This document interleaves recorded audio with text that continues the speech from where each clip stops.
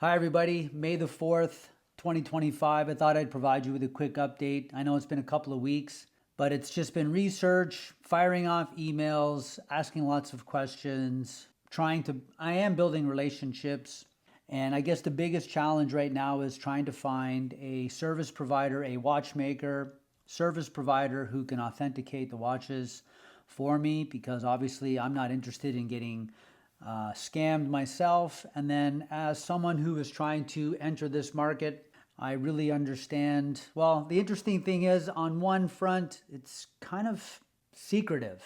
And I know that there's a lot of trust. So I get that barrier to entry. You don't know who I am.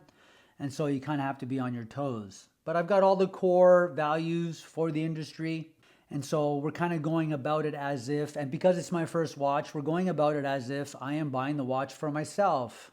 I'm only going to buy something, Rolex, something that I would want to wear. So that in case I do make, a decision to buy something that might be a little on the heavy side and I can't sell it and I don't want to take a loss, at least I can wear something that I like and kind of learn from that experience. So that is definitely clear in my mind.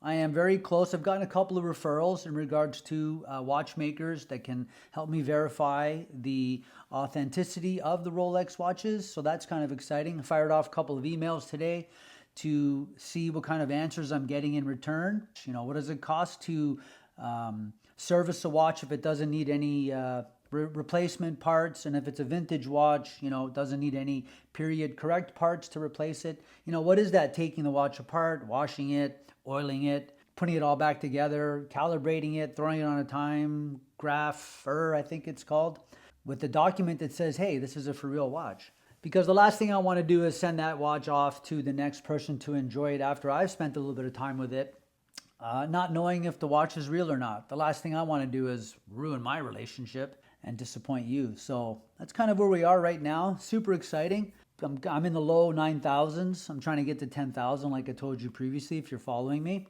We're getting close. We're building confidence with each bit of research and communication. So it's starting to get exciting. And I look forward to sharing that first purchase with you. And we'll see what happens. So before I blast out of here, remember, you're not really buying the watch. You're buying the dealer. All right, I'll talk to you later. Bye.